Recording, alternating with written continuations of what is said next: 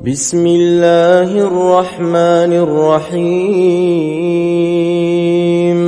والنجم إذا هوى ما ضل صاحبكم وما غوى وما ينطق عن الهوى إن هو إلا وحي يوحى علمه شديد القوى ذو مرة فاستوى وهو بالأفق الأعلى ثم دنا فتدلى فكان قاب قوسين أو أدنى فأوحى إلى عبده ما أوحى ما كذب الفؤاد ما رأى أفتمارونه على ما يرى ولقد رآه نزلة أخرى عند سدرة المنتهى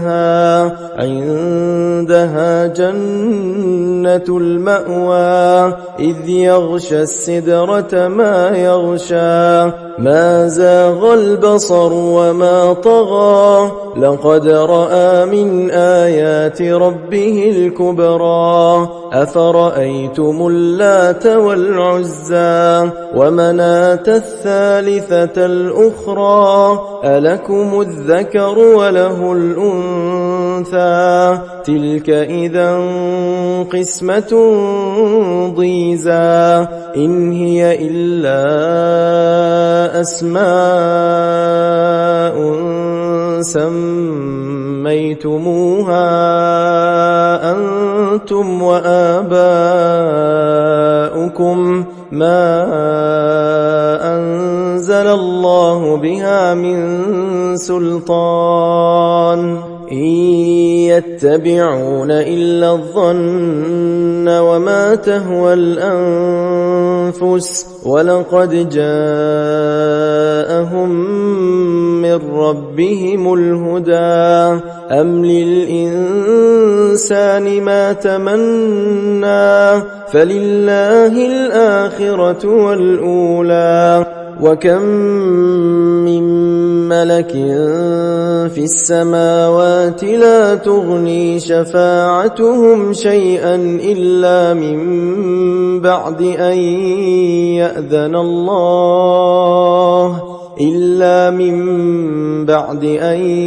يأذن الله لمن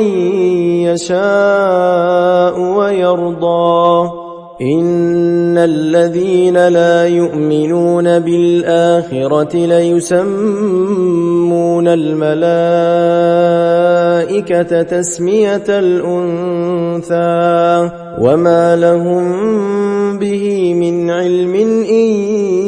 يتبعون إلا الظن وإن الظن لا يغني من الحق شيئا فأعرض عن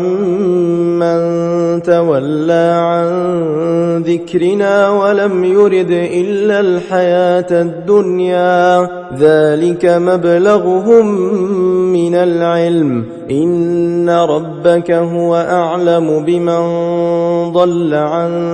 سبيله وهو أعلم بمن اهتدى ولله ما في السماوات وما في الأرض ليجزي الذين أساءوا بما عملوا ويجزي الذين أحسنوا بالحسنى الذين يجتنبون كبائر الإثم والفواحش إلا اللمم إن ربك واسع المغفرة هو أعلم بكم إذ أنشاكم من الأرض وإذ أنتم أجنة في بطون أمهاتكم فلا تزكوا أنفسكم هو أعلم بمن اتقى أفرأيت الذي تولى وأعطى قليلا وأكدى أعنده علم الغيب فهو يرى أم لم ينبأ فَلْيُنَبَّأْ بِمَا فِي صُحُفِ مُوسَى وَإِبْرَاهِيمَ الَّذِي وَفَّى أَلَّا تَزِرُ وَازِرَةٌ وِزْرَ أُخْرَى وَأَن لَّيْسَ لِلْإِنسَانِ إِلَّا مَا سَعَىٰ وَأَنَّ سَعْيَهُ سَوْفَ يُرَىٰ ثُمَّ يُجْزَاهُ الْجَزَاءَ الْأَوْفَىٰ وَأَنَّ إِلَىٰ رَبِّكَ الْمُنتَهَىٰ وَأَنَّهُ هُوَ أَضْحَكَ وَأَبْكَىٰ وَأَنَّهُ هُوَ أَمَاتَ وَأَحْيَا وَأَنَّهُ خَلَقَ الزَّوْجَيْنِ الذَّكَرَ وَالْأُنثَىٰ مِن نُّطْفَةٍ إِذَا تُمْنَىٰ وَأَنَّ عَلَيْهِ النَّشْأَةَ الْأُخْرَىٰ وَأَنَّهُ هُوَ أَغْنَىٰ وَأَقْنَىٰ وَأَنَّهُ هُوَ رَبُّ الشِّعْرَىٰ وَأَنَّهُ أَهْلَكَ عَادًا الْأُولَىٰ وَثَمُودَ فَمَا أَبْقَىٰ وَقَوْمَ نُوحٍ مِّن قَبْلُ إِنَّهُمْ كَانُوا هُمْ أَظْلَمَ وَأَطْغَىٰ وَالْمُؤْتَفِكَةَ أَهْوَىٰ فَغَشَّاهَا مَا غَشَّىٰ فَبِأَيِّ آلَاءِ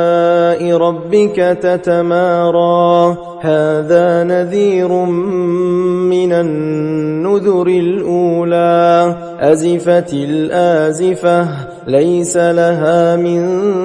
دُونِ اللَّهِ كَاشِفَةٌ أَفَمِنْ هَٰذَا الْحَدِيثِ تَعْجَبُونَ وَتَضْحَكُونَ وَلَا تَبْكُونَ